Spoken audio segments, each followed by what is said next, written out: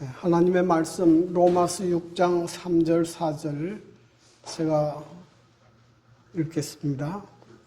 무릇 그리스도 예수와 합하여 침례를 받은 우리는 그의 죽으심과 합하여 침례를 받는 줄을 알지 못하느냐. 그러므로 우리가 그의 죽으심과 합하여 침례를 받음으로 그와 함께 장사되었나니 이는 아버지의 영광으로 말미암아 그리스도를 죽은 자 가운데서 살리심과 같이 우리로 또한 새 생명 가운데서 행하게 하려 하심이라. 오늘 복되고 거룩한 안식일에 성도 여러분들을 뵙게 돼서 대단히 반갑습니다. 오늘 특별히 우리 이동원 선생님 이렇게 참석하셨는데요. 오늘 침례를 잘 보고 다음에 후보를 우리 이동원 선생님이 침례 후보가 되지 않을까 생각합니다. 오늘은 우리 세 명의 영혼들이 예수님을 개인의 구주로 주님으로 영접하고 침례식을 하는 날입니다.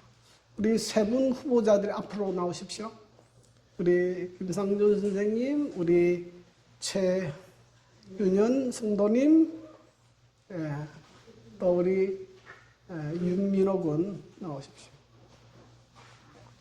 자, 이게 제가 사진을 받았습니다. 가족 관계를 좀 더 정확하게 알게 하기 위해서요. 여기 키 크고 종을 치고 있는 분이 누굽니까? 김상준 선생님이고 또 옆에 있는 분이 오승주 집사님입니다. 우리 김상준 선생님을 그리스도에게로 인도하기 위해서 오승주 집사님이 눈물로 기도하고 참 많이 애를 쓰셨습니다. 또 그 결과 오늘 이 자리에 있게 되지 않았는가 그렇게 생각합니다.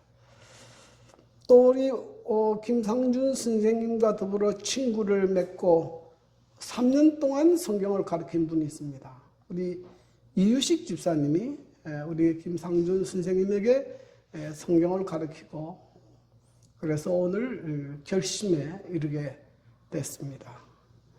또 우리 장하중 집사님도 오랫동안 교제하고 또 친구로서 또 선한 감화를 끼쳤습니다. 이 모든 분들의 영향과 감화로 오늘 예수님을 개인의 구주로 영접하고 침례받기로 결심하게 됐습니다. 자, 두 번째는 누굽니까? 최윤현 성도입니다. 최윤현 성도는 우리 최완선 집사님의 아내이고 지후와 정후 두 아이의 엄마입니다. 이 최윤현 성도를 예수님께로 인도한 데 결정적인 영향을 미친 사람은 우리 최두희 집사님이십니다. 우리 집사님이 조카인 최완선 집사님을 교회로 인도하고 또 그 며느리인 또 우리 최윤현 성도님을 주님께로 인도하고 주야로 기도하고 그래서 아름다운 결실을 맺게 됐습니다. 또 우리 최윤현 성도에게 성경을 가르친 분은 우리 정수분 집사님입니다. 그래서 지난 2월 5일부터 오늘까지 약 10개월 동안 성경을 가르쳤고 그래서 이미 오늘의 신앙을 다 마쳤고 이미 창세기 공부를 하고 있는 것으로 알고 있습니다. 앞으로 장차는 교회의 훌륭한 일꾼이 되지 않을까 생각합니다. 수고하신 모든 분들에게 감사를 드립니다. 우리 윤민호 군은 우리 아버지 윤성민 집사님, 어머니 조수인 집사님 막내 아들입니다. 이 사진을 보냈는데 너무 젊어가지고 지금 윤민호가 누굴까? 아마 제일 조그맣게 있는 아이가 윤민호 같습니다. 위로는 민수, 민영 두 형이 있고요. 또 더 위로는 우리 윤용일 장모님께서 가정의 기둥으로서 신앙의 지주로서 또 이렇게 손자들까지 믿음 안에 살 수 있도록 잘 지도해 준 결과라고 생각합니다. 윤민호 군은 우리 또 안식일에 그 이 유식 집사님 가정 공부안에서 공부합니다. 이분이 오늘 예수님을 개인의 구주로 주님으로 믿기로 결심하였으므로 이제 시문을 하겠습니다. 침례 시문은 13가지 질문을 하는 게 있고요. 3가지 질문을 하는 게 있습니다. 근데 13가지 질문은 이분들이 이미 공부한 내용을 반복하는 거예요. 너무 지루해서 대부분 요즘에는 3가지 질문을 합니다. 그래서 저도 3가지 질문으로 줄였습니다. 첫 번째 질문, 이 질문에 대답하시면 어느 손을 들어서 여러분의 신앙을 표해 주시면 좋겠습니다. 당신은 예수 그리스도를 개인의 구주로 받아들이고 주님과 함께 동행하시기를 원하십니까? 네. 아멘. 당신은 제7일 안식일 예수 재림 교회의 기본 교리에 나타나 있는 모든 성경의 가르침을 받아들이고 하나님의 은혜로 이와 조화되는 삶을 사시기를 생각합니까? 네. 아멘. 네, 감사합니다.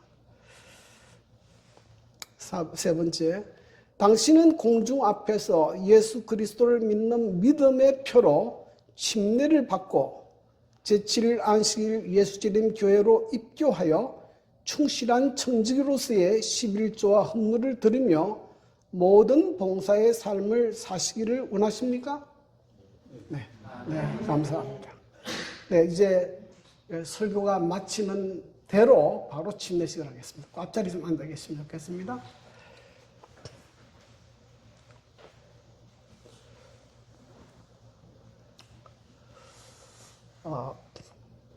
대부분 처음 교회 나오시는 분들이 이런 질문을 합니다.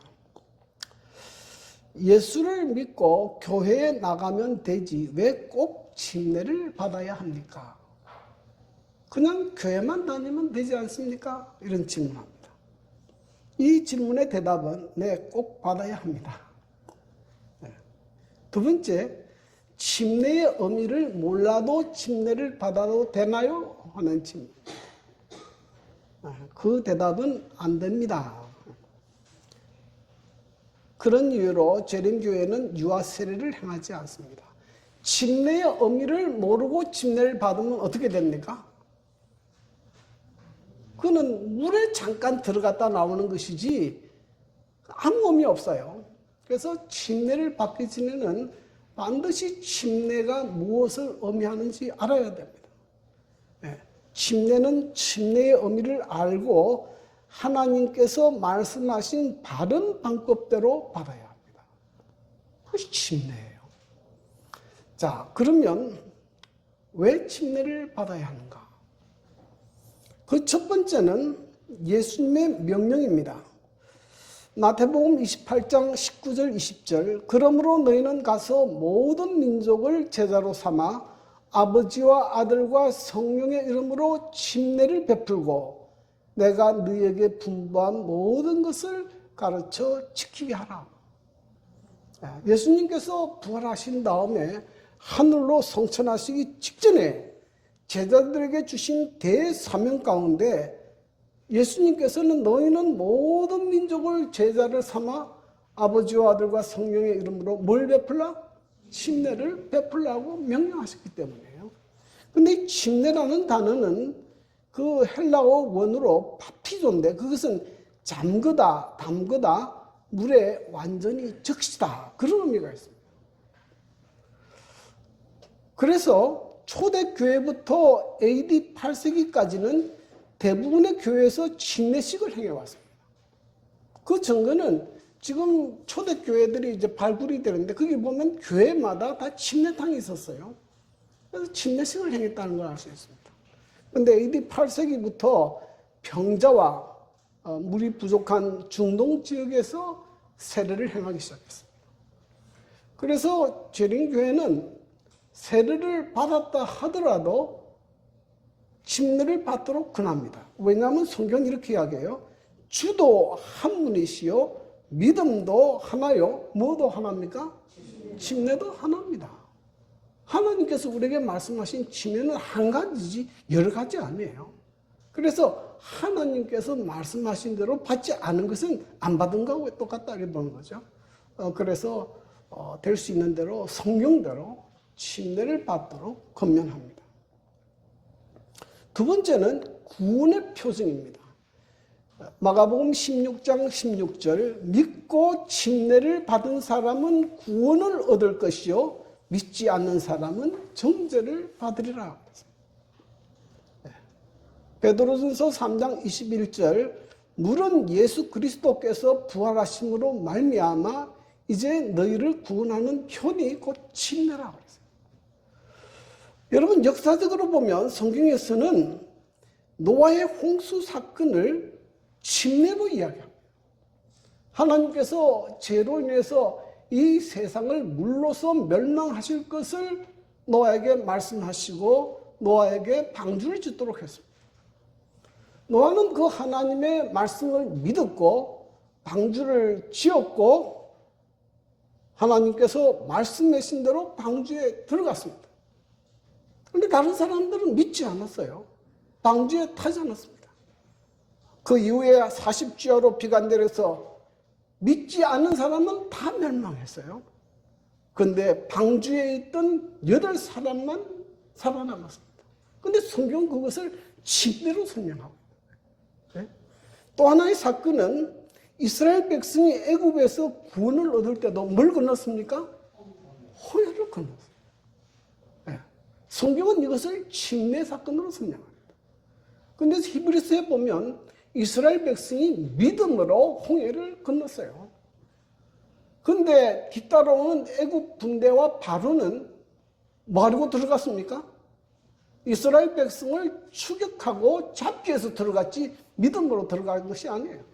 그래서 물이 잠겨가지고 다 그 홍해 바다에서 바로와 그 모든 군대들이 몰살당하는 것을 볼 수가 있습니다. 그래서 침례는 예수를 믿는 사람들이 받는 것이고 예수를 믿는 사람들이 구원의 표징으로서 우리에게 주어지는 것입니다. 굉장히 중요한 사건이죠. 세 번째는 예수님께서 침례를 받으셨다는 거죠. 예수님은 죄가 없는 분이고 하나님의 아들이십니다. 그럼에도 불구하고 침례를 받으신 것은 우리의 모본을 보여주시기 위해서 침례를 받으셨습니다.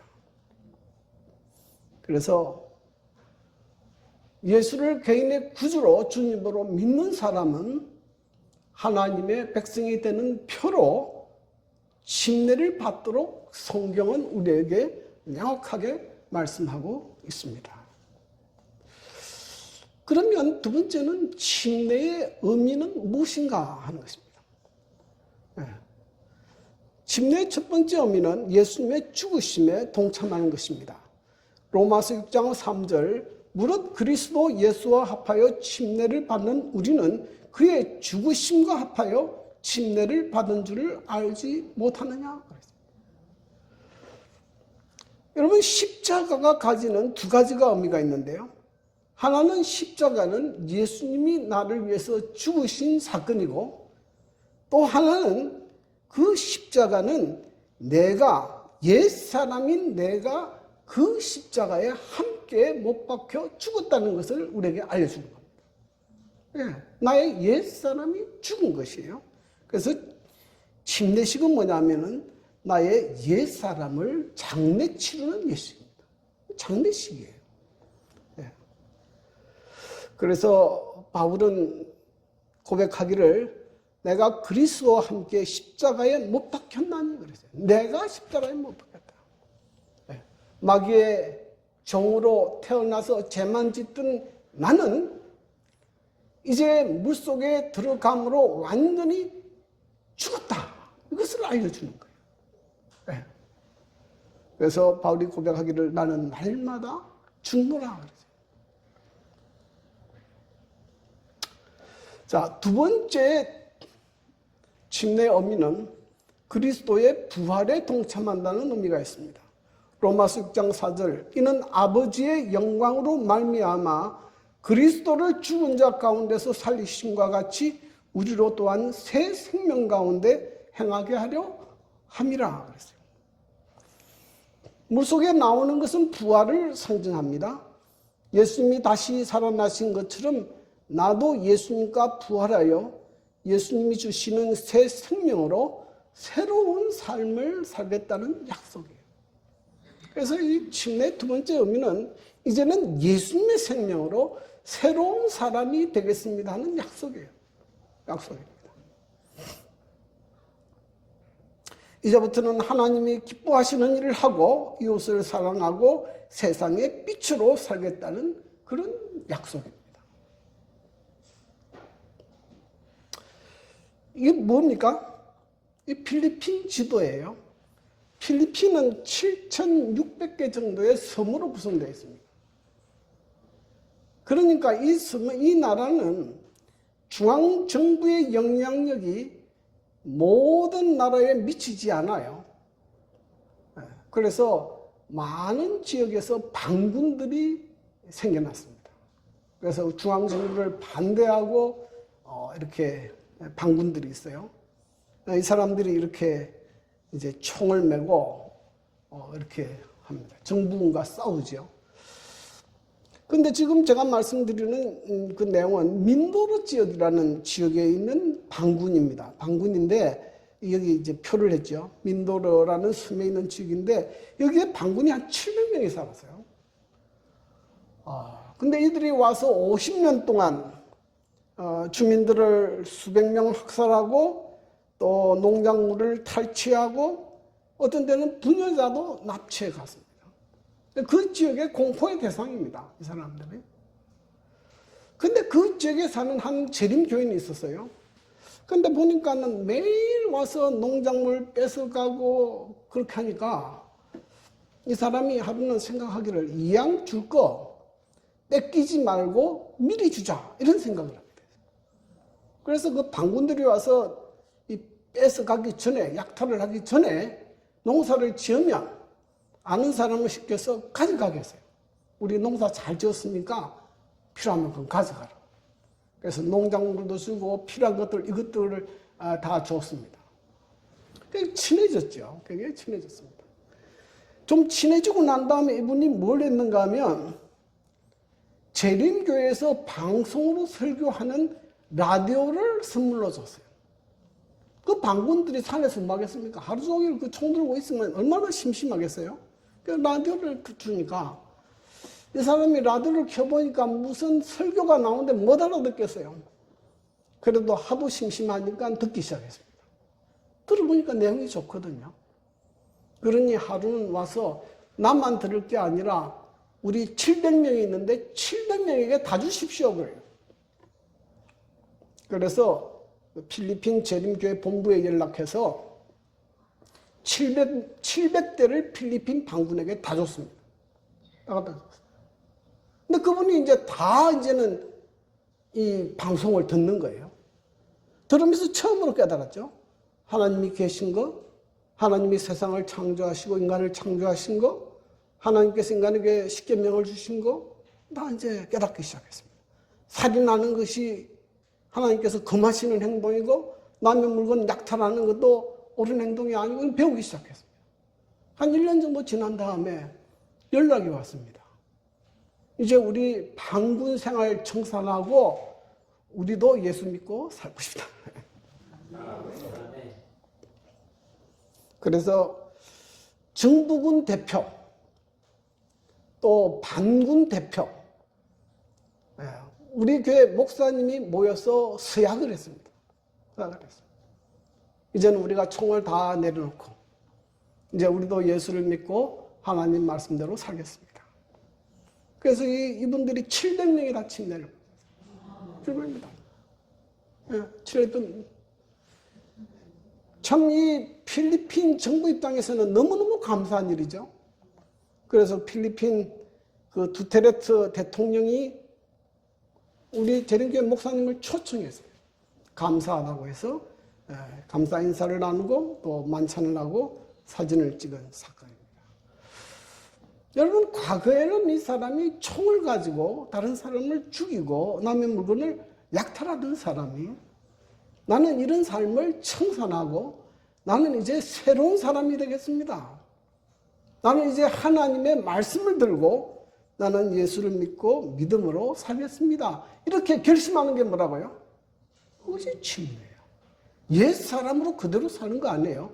새로운 사람으로 살겠다는 결심이 있어야 합니다. 그 다음에 세 번째는 침례는 예수님과 함께 산다 하는 의미가 있습니다. 침례를 받은 사람은 혼자 사는 것이 아닙니다. 이제는 예수님과 함께 사는 인생입니다. 갈라디아 2장 20절 내가 그리스도와 함께 십자가에 못 박혔나니 그런즉 이제는 내가 사는 것이 아니요 오직 내 안에 그리스도께서 사는 것이라.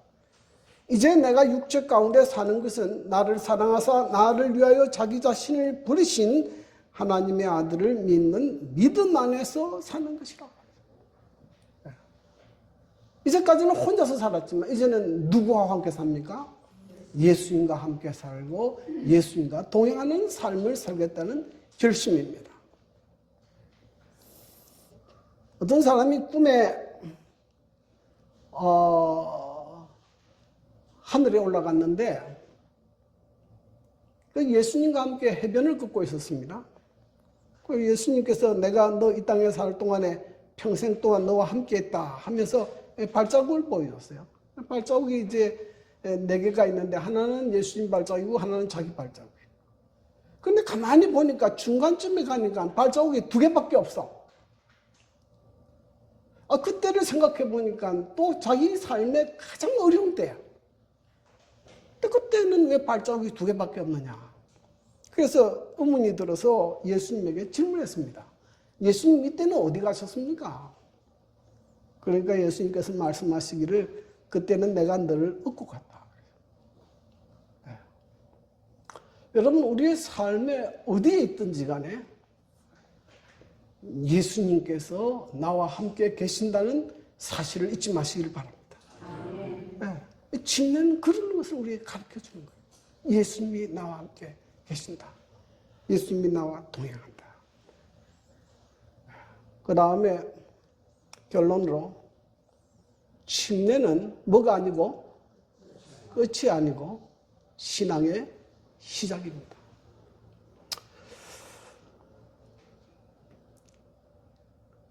많은 분들은 그 신앙생활을 마라톤에 비유합니다. 마라톤을 달리는 데 있어서 시작도 중요하지만 뭐가 중요합니까? 끝이 중요해요.